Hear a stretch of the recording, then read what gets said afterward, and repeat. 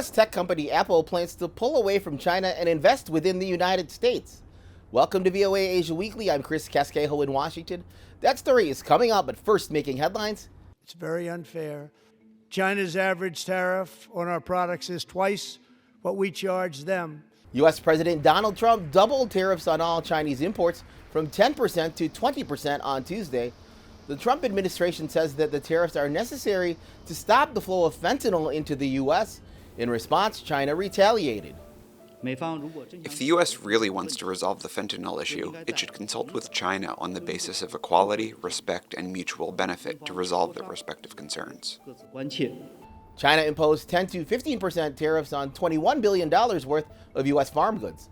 These new levies are expected to shift trade, with China turning to suppliers in Brazil, Australia, and the European Union. Fires have forced thousands of people to evacuate from Ohunatu in northeastern Japan. The Japanese government has deployed more than 2,000 firefighters to battle the biggest forest fire in the area in 3 decades. Rescuers are using rubber boats to evacuate residents trapped by floods, as thousands of people have evacuated from Indonesia's capital. Jakarta's governor has raised the alert level to the second highest critical stage and urged local governments to activate water pumps to drain flooded areas. Russia and Myanmar signed an agreement Tuesday for the construction of a nuclear power plant in Myanmar, following a meeting between Russian leader Vladimir Putin and the chief of Myanmar's ruling military junta. After the meeting, Putin thanked the Myanmar leader for sending 6 baby elephants to Moscow. A U.S. aircraft carrier arrived in the southern city of Busan, South Korea, as a show of force against North Korea. The arrival follows a missile test last month, supervised by North Korean dictator Kim Jong-un, who criticized the aircraft carrier's visit, calling it a part of policy of confrontation against North Korea. Apple announced it would spend $500 billion in the U.S. over the next 4 years and create 20,000 jobs, signaling its pro-U.S. jobs and investment policy. Meanwhile, U.S. President Donald Trump announced that he would double tariffs on China, where most Apple products are made. VOA's Michelle Quinn reports. Many iPhones and other Apple products are made in China.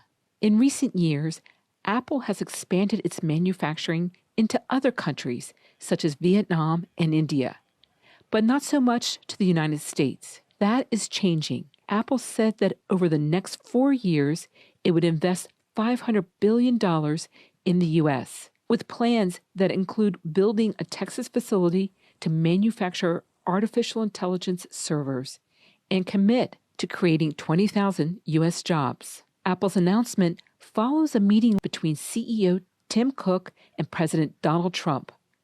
The iPhone maker is among U.S. firms recently announcing domestic investment and job creation. They're going to build here instead because they don't want to pay the tariffs. In a social media post, Trump doubled the 10% universal tariff imposed on China, effective Tuesday.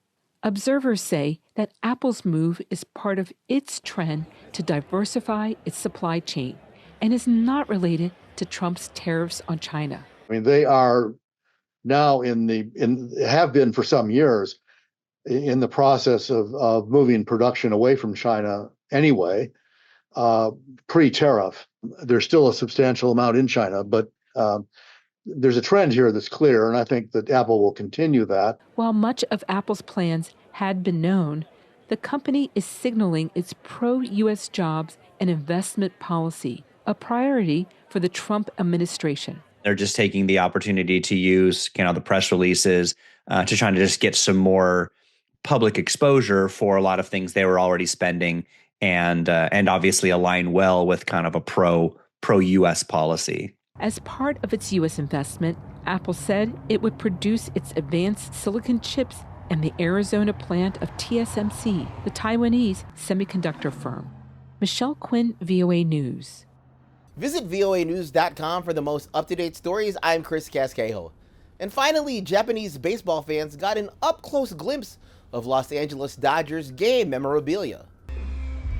The Major League Baseball franchise created an exhibition for baseball fans in Tokyo, including gear from Japanese superstar Shohei Ohtani. The exhibition showcases home run balls, game-used jerseys, and the World Series trophy. Thanks for watching VOA Asia Weekly.